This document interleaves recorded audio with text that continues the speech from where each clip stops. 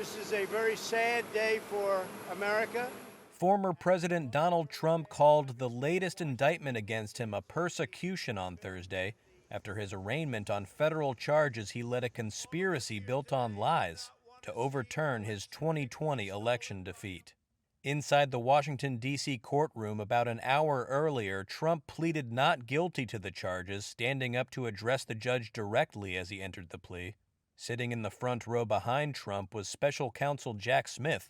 Trump appeared to glance occasionally at Smith, who has accused the former president and his allies of promoting false claims that the election was rigged, pressuring state and federal officials to alter the results, and assembling fake slates of electors to try to wrest electoral votes from then-President-elect Joe Biden. Outside, small groups of Trump supporters and critics took turns posing in front of the John Marshall Park entrance of the federal courthouse, about a half-mile from the U.S. Capitol, the building Trump's supporters attacked on January 6, 2021. The men and women of law enforcement who defended the U.S. Capitol on January 6th are heroes. On Tuesday, Smith announced the 4 felony charges, including conspiracy to defraud the United States, to deprive citizens of their voting rights, and to obstruct an official proceeding. The most serious charge carries a maximum sentence of 20 years in prison. Thursday's arraignment was the third time Trump has pleaded not guilty since April.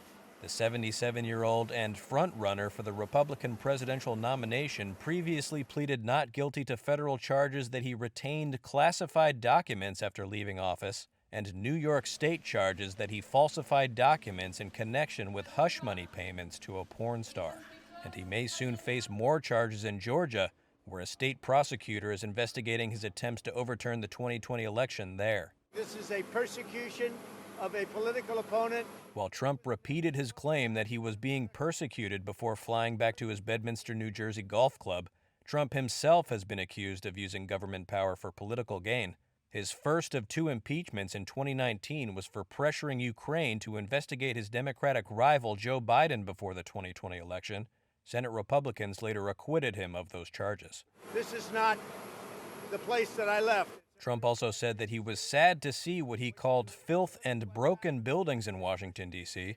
When he left office, the city was barricaded and occupied by thousands of National Guard troops after his supporters broke into the Capitol in a failed attempt to stop Congress from certifying his election loss.